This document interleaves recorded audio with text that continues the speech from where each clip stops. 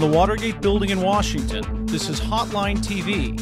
Now here are Hotline editors Amy Walter and John Mercurio.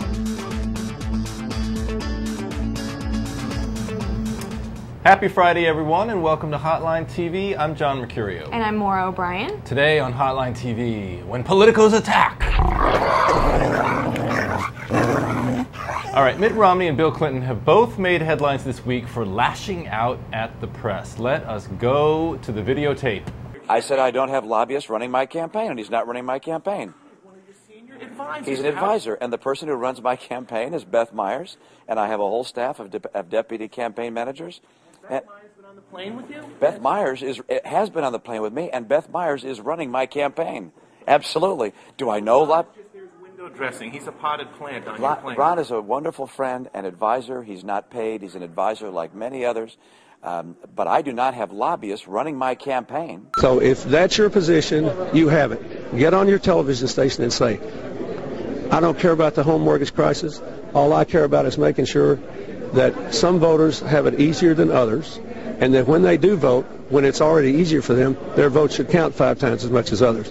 That is your position. If you want to take that position, get on the television and take it. Don't be accusatory with me. I had nothing to do with this lawsuit. All right, Maura, in your expert opinion as the mistress of all things Mitt, in a political way. Sounds dirty. Not, of course, in a big love sort of way. Whose anti-media bite do you think is more brutal, Mitt or Bill, given the context of the races that they're in? Well, I mean, I think they're very different.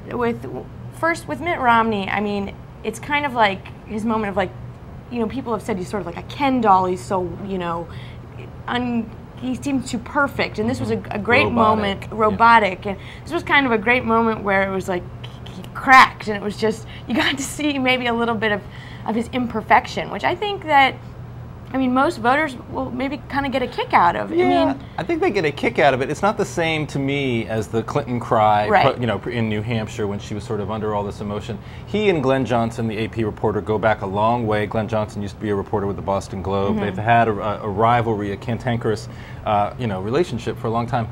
So that fight goes back a long way, and you could see that in Romney's eyes almost. That's sort of like, Glenn, I am sick and tired of dealing with you, and now we're on a national stage. Right. We're not in the State House in Boston. Right. And you could almost see, and you're right. I mean, he has that reputation for being sort of robotic.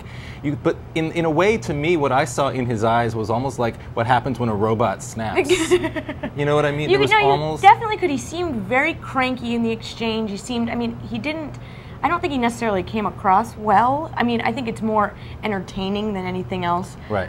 But yeah, I definitely see what you're saying, that I don't think it's going to be this moment of pure emotion that makes voters feel like they can suddenly connect with Mitt Romney and understand him on a new level. On the other hand, look, he's playing to a very different base than Hillary Clinton was in New Hampshire. He's playing to a group of conservatives in South Carolina. Right. Who, I mean, he's not trying to play in South Carolina, so really, ultimately, this might be sort of a moot academic point, because he's probably going to get 3rd or 4th.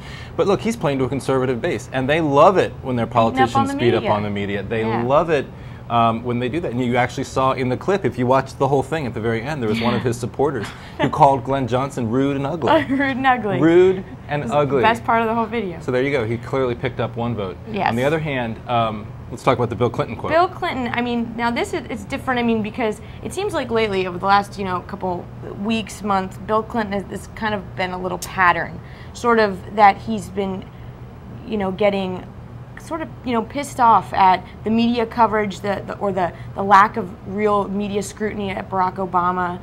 He's calling, you know, the fairy tale comment and all that stuff. And it seems like Bill Clinton is just getting almost grumpy about this. And when he, you know, kind of not blew up at this reporter, it seems like, you know, Bill is sort of calling more attention upon himself, but not necessarily in a good way. It seems like he's sort of maybe settling scores, or, you know, just being resentful.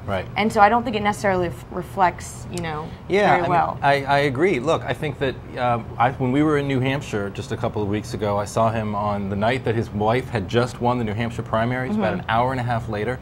Granted, it was very late at night, but he was in a really cranky mood. He was talking to not to reporters, but to actual supporters of hers, without any expression on his face, looking like he couldn't possibly want to be anywhere less. Right.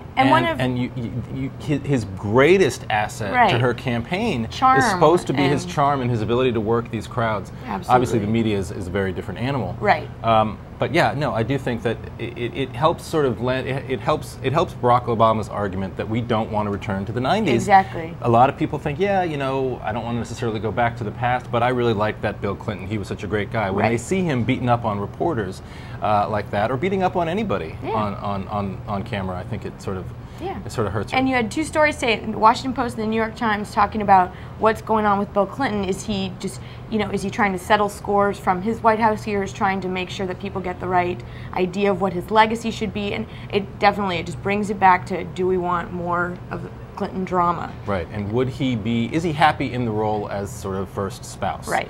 You know, I mean, he obviously was happy as sort of the center of attention. Is he happy with the idea that he's putting in all this work, all these hours on the campaign trail?